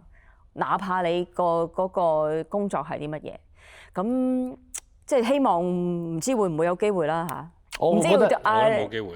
我覺得最主要就係 KD 唔肯做呢樣嘢咯。佢唔會想，唔係唔肯做呢樣嘢。我覺得佢係唔會想喺呢個 series 再出現，除非佢哋去到 Game 6、Game 7。即係一啲有意思嘅比賽。係啦，佢唔會特登翻嚟去輸。俾人哋話佢，因為係佢輸，係啦，即係佢唔想俾多啲機會人哋去係咁 criticize。因為佢個人嘅又係性格啦，佢佢嗰啲 burner accounts 啊嘛。係啊，即係呢個要諗埋㗎。你有冇睇過一個 AI video 啊？就係 KD 啦，打緊波啦，然後射罰球嘅時候啦，佢等緊個波嘅時候，佢攞個手機出嚟喺度撳啊。冇。有個 AI video 係啊，佢不斷咁一個波一喺度 bounce，佢就攞個手機出嚟撳啊，喺度諷刺佢啊嘛。所以我都係話啦，即係趁 KD 仲有價值啦。即係如果我係個 GM 火箭 GM 啦，因為 KD 其實打得唔差嘅，佢今年都 average 25、26分，然後佢今年佢差唔多都入到嗰個咩50、40、90俱樂部啦。所以真係佢效率係。仍然係精英級，37歲真係唔細啦，但係佢仍然係精英級嘅效率射手。咁我覺得趁佢仲有價值，佢俾佢去另外一個佢可以贏，佢認為佢可以贏到嘅地方啦。因為大家都知佢喺火箭唔會一時三刻贏到，佢又阻住班僆仔嘅進度。講真，咁我覺得佢又唔，正如你所講，佢又唔會想打 Game 5，或者即係關鍵性嘅佢先會想落場嘅啫。咁不如係咯，輸少當贏啦。Fred VanVleet 咧，咁如果你 trade KD 你就冇需要有 Fred 喺度㗎啦。咁我覺得呢個係另外一個，因為 KD 過嚟都係因為有 Fred 喺度，有個 point guard 知道點打一個 championship level 嘅 point guard 一齊打。然後有兩個 veteran 去 lead 住件事，有啲呢啲young 地，有啲係 productive 嘅 players。跟住佢哋嘅 lead 去打，佢哋就覺得有埋阿 Udoka as head coach， 佢哋真係有機會嘅。係，因為阿 KD 同阿 Udoka 有個 relationship 喺度，佢哋覺得佢哋有得咩？但係我覺得呢啲全部都係即係幻想與現實嘅情況咯。即係講真啦，即係如果你要咁樣咁假設性啦，就算我當你啊火箭全部人而家冇受傷啦 VanVleet 喺度，佢都出唔到西岸。I agree。佢都出唔到西岸 ，so yeah， 所以不如我哋傾下 KD 同阿 Harden 出年去邊隊啊？我想補充多一樣嘢啊 ，Game 4湖人啊，24個 turnover， 俾咗30分人哋喎，所以其實班僆仔係有機會可以翻嚟嘅，我覺得佢哋要做多啲 turnover 得㗎啦。LeBron 開始虛脫㗎啦。呢幾場佢哋係多咗 transition play 或者真係打啲快嘅進攻。之前頭一兩個 game 太多 set play 啦。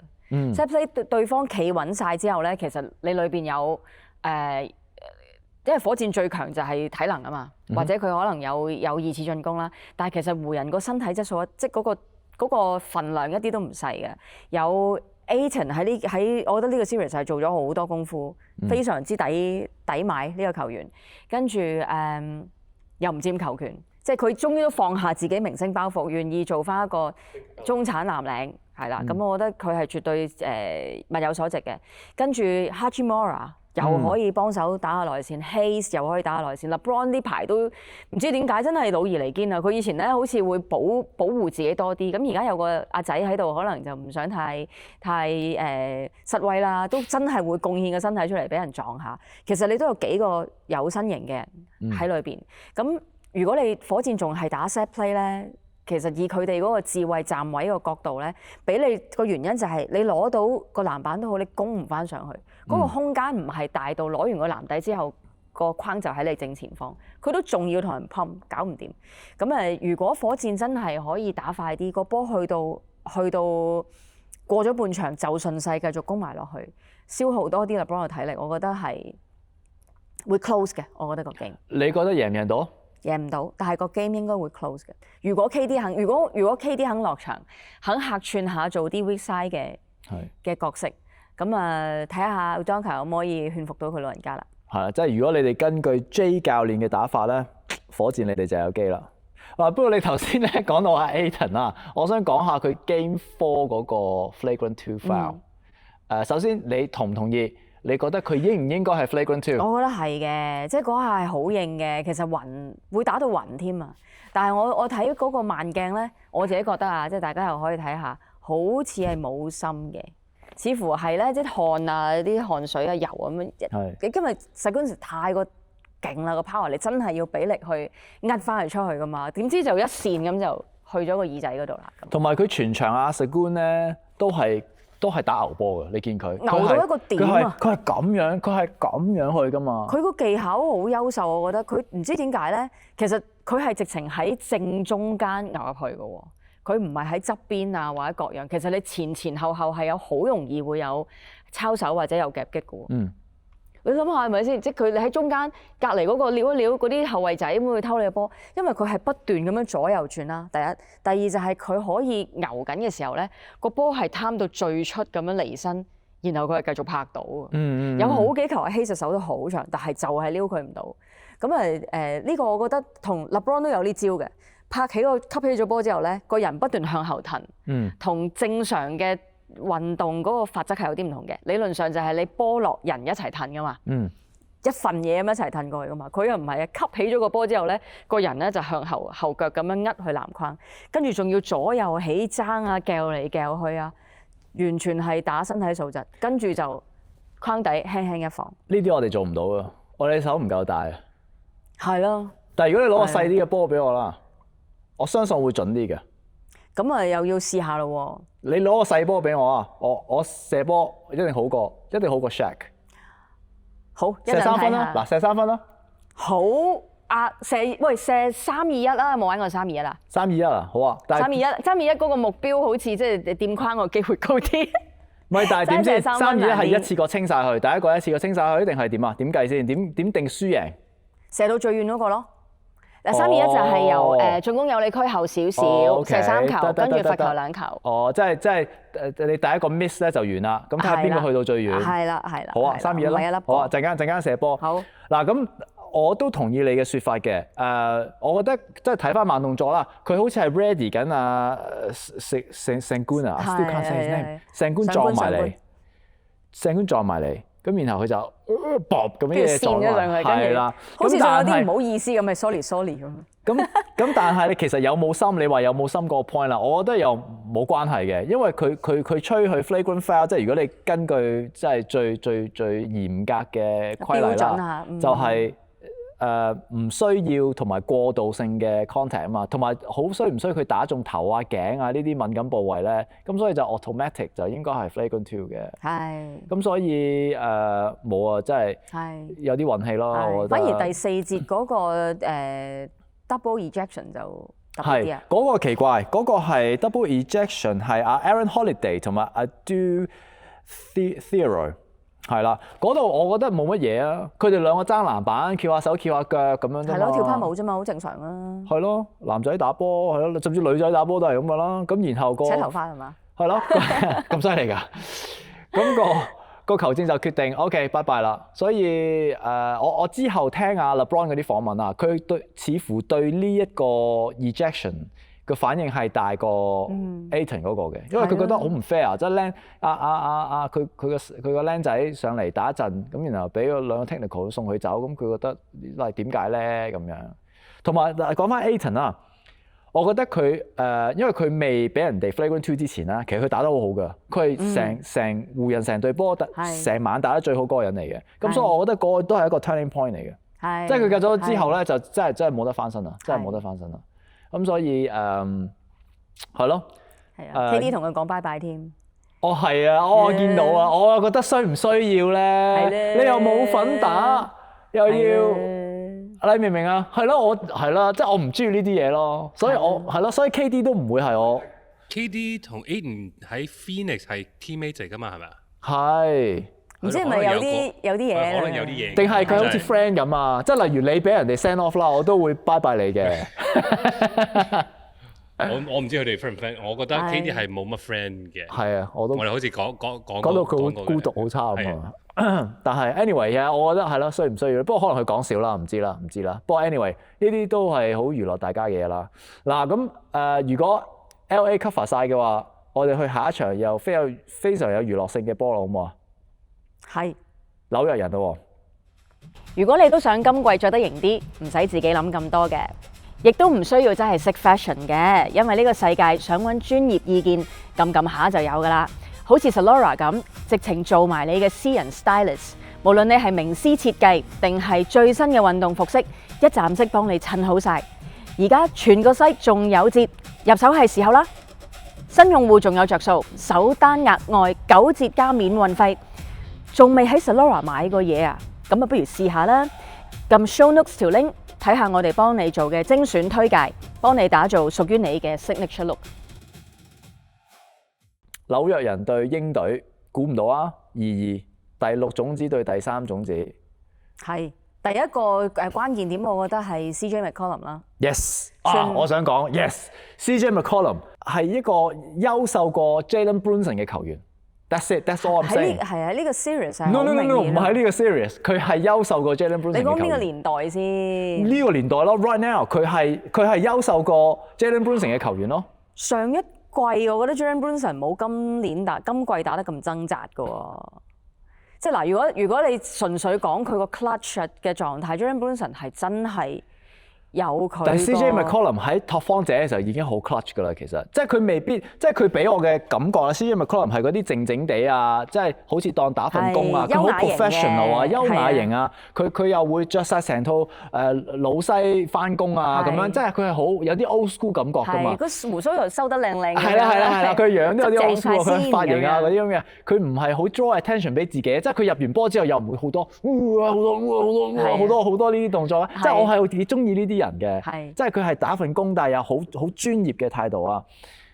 咁但係如果真係老實啲、客觀啲睇啦，如果你睇佢哋 head to head one on one 嗰個 matchup 啦，其實佢係食住 Jalen Brunson 打嘅喎，佢真係食住佢打嘅喎。係有一球係好哇！我睇咗好多次，即係幾個 crossover 就係 Jalen Brunson 你追到咩？佢再反方向，跟住再巴黎鐵塔反轉，再反轉咁樣，最後尾攻爆佢。嗰球右手呢一啊嘛，同埋英隊其實佢哋個策略啦係針對 Jalen Brunson 嘅。係啊，點輪都係輪到 Jalen Brunson。係啊，佢揀pick咯，pick 完，OK， 我要呢個 matchup 啦，打佢，因為就係恰佢打到佢攰咯，細粒，係啦，我哋會針對少少 Jalen Brunson 啦，但係確實係佢呢一個 series 啊，確實佢係有俾我有少少負累嘅感覺。但係我覺得同個教練嘅選擇都有關係嘅，因為實在過度使用 Jalen Brunson 得太多。You mean 佢老豆？係啦，即係教練團啦，佢嗰個使用嘅方式同埋本身 Jalen Brunson 都係黐波㗎啦。咁我記得有個數據咧，其實係講 Jalen Brunson 佢如果喺聯盟裏邊啊 regular seasons 拍波佢有幾個數據嘅，最高咧只係去到拍波拍7次或以上嘅啫，即係你每一個 play 拍波拍7次以上，然後係由你出手咧 ，Jalen Brunson 係排第2嘅，大家應該都估到排第1嘅係邊個㗎啦？就係 James Harden 啊，因為個原點可能都已經拍咗6、7球啦嘛。係，咁佢係中意係啦，但係原來個數據顯示咧，就係阿 James Harden 喺完成咗呢啲7球或以上嘅拍波之後，佢嘅 efficiency 咧仍然係有60幾個%嘅。Jalen Brunson 係排第2高，會用呢個方法去進攻，但係佢個 efficiency drop 到得返39.5%。我正就係想講呢樣嘢。好似用得太多。係啦，個問題就係當你使用率高啦，但係你效率低嘅時候咧，你真係害咗自己隊波，你浪費晒你嗰啲隊友嘅能力同埋時間啊！因為例如啦 ，OG Anunoby 講真啦，我覺得佢真係紐約人嘅 MVP。即係呢一個。That's what I said，你喺度笑我啊！你記唔記得啊？係啊，我記得啊。好嬲啊！我記得我係咁笑佢嘅，但係咧，我認真睇翻啲波嘅時候咧，喂，你唔可以，即係如果佢哋肯俾阿 OG 出手多啲啦，佢嗰個效率係60幾個%嘅，like 佢一定會入更加多分俾你。同埋我想講上一場 Game 4佢哋未贏翻嘅，阿 Cat 攞3雙啦。但係其實 Brunson 都係麻麻地嘅啫嘛，都係19分something啦，得10零分1字頭我記得係。然後 OG 係交晒功課嘅喎。佢場均都唔錯嘅。係啊，同埋佢 two way 嘅喎。佢攻完佢又守㗎嘛。同埋 Jalen 個問題就係咧，佢哋而家針對佢攻嘅時候攻佢㗎嘛。咁佢又嗰度嘥力啦，然後佢控球權又高啦，咁佢又冇乜力攻啦，咁即係個惡性循環喺度啊！係啊，同埋其實紐約人係可以利用阿 Cat 喺高位排波噶嘛，即係呢個阿 Cat 其中一個進攻嘅招數嚟㗎，唔係個個中鋒都有先啦。首先，咁佢可以喺高位派波，其實即係話你唔係淨係得一個人可以分波啦。咁你睇翻場波咧，其實第4 Game 4有好幾個好簡單嘅 play 嘅啫，就係阿 Cat 喺高位，然後阿OG 喺零度角，跟住 Brunson 走過去 pick 零度角嘅 OG。因為 Brunson 實在吸引力太大啦，喺呢幾場大家都覺得仲係俾個波佢，所以個單擋次次都好成功，跟住 OG 就爆籃，係好簡單嘅一個進攻。慳力進攻亦都啱晒 OG 用身形去打內線，個入分率又高，幾個球星一次過運用晒。我唔明點解紐約人教練團隊唔可以俾 OG 掂多啲波？係啊，我真係唔明啊！唔係教練嘅問題，係 Brunson 嘅問題。你覺得係 Brunson 嘅問題啊 ？Of course， 即係佢唔肯俾個，即係呢個係你覺得呢個係一個自尊心嘅問題 ，ego 嘅問題？唔係，因為 Brunson 佢本身個 game 就係要睇得為咗自己食飯先 ，and then 有個貓貓喺下邊又要餵根本就唔夠波啊。And then 佢要掉出嚟咧，你記住佢有兩個好 friend 嘅係佢。係佢啲 college teammate 啊嘛，大學嗰啲。Josh Hart and Mikal Bridges。Sorry， 其實我想 interrupt 啦，我覺得 Jalen Brunson 啦，即係我覺得佢呢個球員點樣都好啦，我覺得佢 set up 咗自己喺紐約呢個 situation 咧，真係夢寐以求㗎。阿爸係教練啦，然後佢大學最 friend 嗰啲 friend 啦，左右一齊打波啦，一齊打 NBA 啦，哇幾爽喺紐約喎，哇真係爽到暈。Sorry， 繼續。唔係我差唔多㗎啦，即係講翻 Brunson 根本就唔係話唔想俾 OG， 根本就唔夠波分俾佢。如果佢哋因為呢樣佢嗰個 play style 係唔係話真係交好多波，唔係咁 pass 先 shoot 㗎嘛，佢哋冇呢樣嘢㗎嘛，所以佢好多就係 drive in and kick out。如果係 OG 喺度，佢咁啱就係俾佢射咯。但係大多數都係Bridges 同 Josh Hart 喺嗰幾個位㗎嘛。但係我想講 Bridges 咧又係冇料到 ，Bridges 真係冇料到喺呢個 series，like。少啲射波嘅決心咯，我覺得佢相比起太陽時代係啦，以前係個波係起手3分，可能唔係真係要個好大個空位，你見到佢抽上去個 rhythm 係唔同。而家好似有啲忍手咁，唔知係咪即係身邊嘅，即係有時隊友嗰個默契同信任有影響。我哋喺紐約玩得太開心啦。不過咧，頭先阿 Thomas 你講嗰個情況咧，就係阿 Brunson 好黐波咧。嗱，我唔知佢哋有冇機會真係醒。如果有數據或者大家球迷可以睇，可以俾多啲數據我哋咧。Game 4佢哋用傳波或者 catch and shoot 或者 catch 完之後1至2個 dribble 就上籃，而唔係 Brunson 自己持球打嘅數量咧，肉眼睇係多咗好多。我其實抄起咗幾個時間，咁亦都係我覺得點解成隊波成場波睇落去係流暢咗好多嘅原因。咁問題咧就係教練相唔相信呢個玩法，其實係可以即食地呢個波嗰個 Jens 的確唔係呢一種打法，但係你見得到 Game 4係有效率嘅喎。呢樣嘢可唔可能轉一轉咧？你其實啲牌全部都做得到嘅，係你相唔相信啫嘛。即係 OG 啦，阿 Cat 做分波啦，其實Hart 都可以做好似勇士嘅 GP2 嘅身份㗎，即係我久唔久偷雞 backdoor 踢入你嘅球跳到好高入樽啊，或者久唔久數下啲steal 波啊，即係呢啲其實係好似唔係紐約嘅風格，但係其實呢班人係做得到。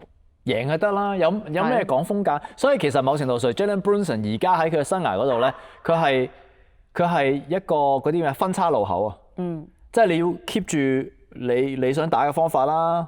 去贏啊？定係你為贏去 give up 自己少少？因為當年其實好多人好多球星都有呢個分叉路口㗎嘛。即係嗱 Jordan 啦 ，Jordan 都要相信佢啲隊友多啲，先開始贏啫嘛。咁好彩佢有個柏賓啦，當然。Kobe 都係啦。咁所以所以睇佢㗎咋，我覺得真係睇佢㗎咋。同埋有一個紐約嘅球員，我都覺得幾值得一提。再一次提佢個名就係阿 Robinson， 內線23號喺大家知阿 Cat 㗎啦。其實佢嘅防守係即係同佢個身形唔成正比咯，即係內線嘅係咯，即係啲企位啊，其實係唔單止係個對抗性或者願唔願意有身體接觸或者身體對抗，係佢本身個站位都有啲問題啊。但係你見阿 Robinson 咧，無論係基本防守或者甚至係進攻籃板嘅攞好多，佢2支大杉喺內線其實供應咗本來Hawks 嘅身高，譬如 JJ 啊，或者其他球員，佢其實本來好似係佢喺其他 matchup 裏邊嘅優勢咧，喺呢件事上面係拉勻咗，因為Robinson 嘅能力。同埋佢嗰個 smell 啊！我真係聞到個波。係啦，即係佢喺邊個時候要企去邊個位置，可以攞到防守甚至進攻籃板，呢個都係球員嘅天賦啊！係，即係我記得 Jordan 有呢個，Kawhi 都有呢個嘅，佢somehow永遠都係 grab 到個波。但係我想講 Robinson 同埋阿 Cat 個 situation 咧，係一個籃球生態永恆嘅一個定律嚟嘅，就係球星咧永遠都係我就係負責入波。防守我麻麻地㗎啦，而嗰啲藍領嗰啲咧就係做進攻拼圖咯，嗰啲係啦，但係你唔可以少呢啲人㗎喎，唔可以少咧，即係我覺得定輸贏就係其實就係呢啲人。同埋我有少少 criticism 咧，講下 Cat 嘅，雖然佢上一場攞咗3雙啦，好似係歷史性唔知第幾個人喺 playoff 攞3雙，我唔知第7個人攞3雙，總之好似好叻咁樣啦。喺 New York 係第4個。哦 New York 第4個，係咯，即係呢個 accomplishment 啦。係。但係我想講咧，呢條友咧其實只係識打順境波嘅啫。你需要佢嘅時候咧，哇！佢都係魔術隊嘅，唔見人嘅。Seriously，Atlanta 追翻佢哋嘅時候，阿 Cat 去邊啊？阿 Cat 去邊啊 ？No。但係當你順啦、贏啦，哇就好多嘢講啊！我覺得，因為我係呢個點解都係點解 JB 唔中意佢原因咯。Jimmy Butler 喺Timberwolves 嘅時候，係啊，對佢哋幾個都即係球星咁樣。係啊，就帶啲二隊打爆你咁樣。係咯，咁所以嗱講到尾啦，你覺得邊個會贏？2-2。我覺得 New York 贏。當你留意下，當CJ McCollum 唔喺場嘅時候咧。有嗱，可能 regular season 都還可以，但係去到 playoff 咧，有好幾球見到嗰個play，佢哋去利用個空間係爭好遠嘅。即係譬如第3個 quarter 啦，有啲 moment 咧，佢哋啲單檔嘅距離係唔 make sense，好快就 cover 咗。即係其實係爭一個控位咯，我覺得。始終咁你都始終會有輪換噶嘛。但係頭先講譬如 New York 佢嘅人腳係齊好多嘅。如果 Brunson佢唔打 key， 某程度上阿 Cat 喺高位都仲可以派下牌。再唔係，揾阿OG 打幾球個人單打又得。我完全唔同意啊！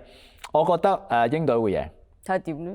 睇下會點啦！嗱，因為咧，你個如果實在太大啦。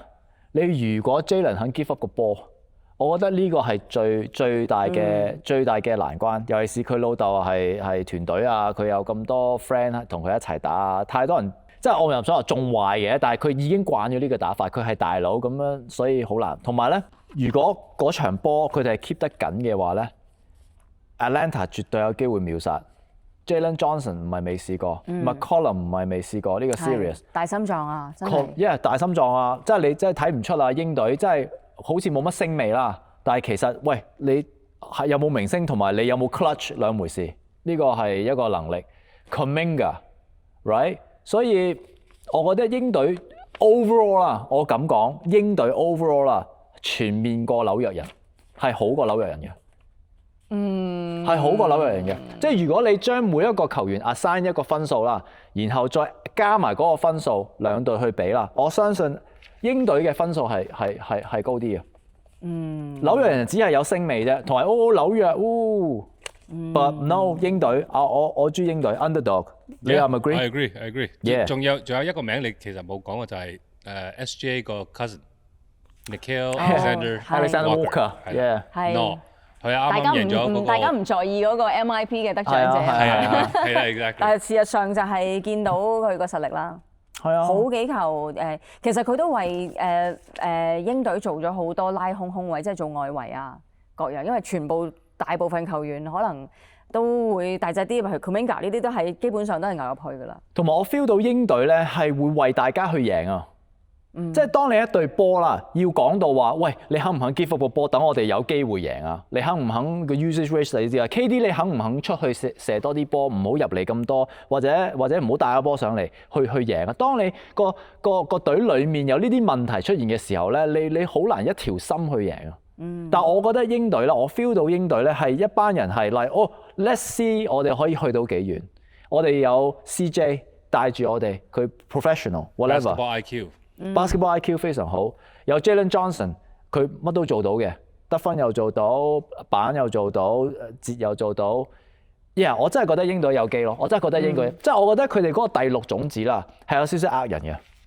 佢哋唔係第六種子咁簡單嘅，我覺得。不過 anyway， 係咪要射波啦？咁射波咯。你想輸咩啊？哎呀，又係呢個問題啊！跑樓梯啦，不如今次上一次係啦，佩提示咗我哋收緊一個好重要嘅資產就係樓梯。係好啊，咁你上次 Jordan 嗰個你係輸咩先？輸青蛙跳咯。輸青蛙跳，咁而家今次我哋射3-2-1就係射輸樓梯。係。當你輸啲咁金嘅嘢嘅時候咧，我就會覺得係我輸㗎啦。好，睇下點。好，小朋友都識㗎啦，呢個3-2-1。簡單嚟講咧，球場呢度分開3點，最高有理區前少少，第1點，罰球線第2點，3分第3點，呢度射入3球可以褪1格。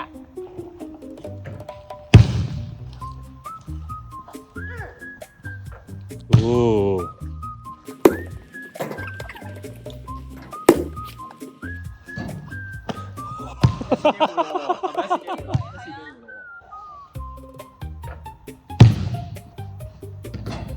哦！咁然後我喺呢度啦，係咪？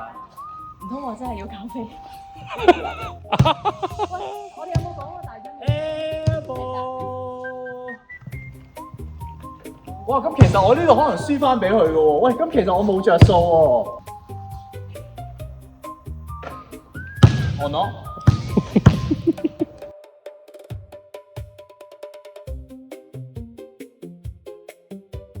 我而家兩個機會，兩個機會。係咯，咁我而家咪3次咯，我咪輸咯。我好似入波好似仲難度仲高咗喎，係咯。係咪？耶！如果輸咗啦，即係如果我呢球都炒就打和啦。哦 ，OK。有打和嘅咩？一齊罰咯，好似我同佩佩咁。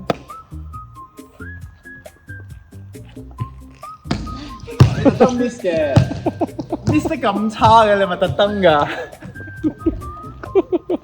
我去問下霞姨攞份先。